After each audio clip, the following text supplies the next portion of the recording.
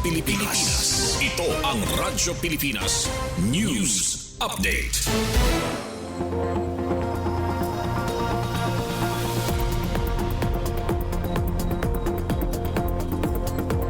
Philippine Standard Time, 3:56 p.m.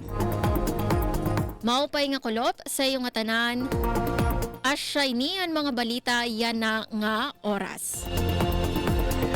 Mga senior citizens, persons with disabilities o vulnerable sector sa Northern Samar, ginparig-on ang oportunidad nga makatrabaho. Detalye, pamatian naton matikang kan Charmaine Perito Balvez. Radyo Pilipinas Report.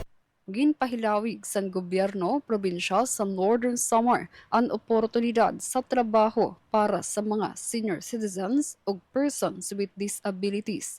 Opisyal nga ginlansar ang Empower Work Program kahuman permahan ni Gobernador Haris Ongchuan ang kontrata sa serbisyo kaupod ang unang batch sa mga benepisyaryo tikang sa mga bungto San Catarman, Bubon ug San Jose. Ilarom sang programa, magkakamay-ada flexible nga trabaho ang mga kwalipikado nga senior citizens o PWDs, may 20 oras kada semana og sweldo nga 4,000 pesos kada bulan sa sulod sang 3 ka bulan.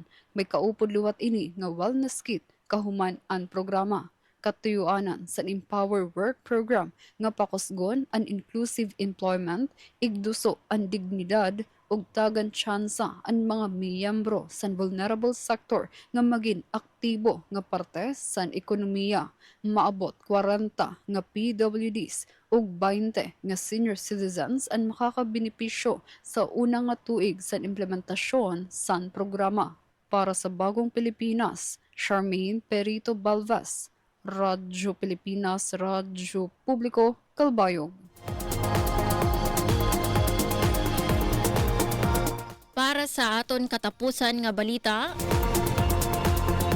DOST Region 8 ginparig-on ang Technology Business Incubator Lambat para mas hugot nga suportaran ang mga startup ecosystem sa pagninegosyo sa rehiyon. Ini igbabalita sa pagbalik ni Charmaine Perito Balvez. Radyo Pilipinas Report. Ginpakusog sa Department of Science and Technology, DOST Region 8, ang Technology Business Incubator, TBI Lambat, como primera nga tulay sa mga startup ug technology-based nga negosyo sa Eastern Visayas. Ang TBI Lambat, Local Alliance of Marine-Based Businesses and Food Technology, ang naghahatag sa mentorship, incubation services, access sa teknolohiya ug innovation works para sa mga early stage entrepreneurs para mahulma ang irang mga ideya pakadto sa mga sustainable ug competitive nga negosyo sa pagbugos sa 2026 roadmap.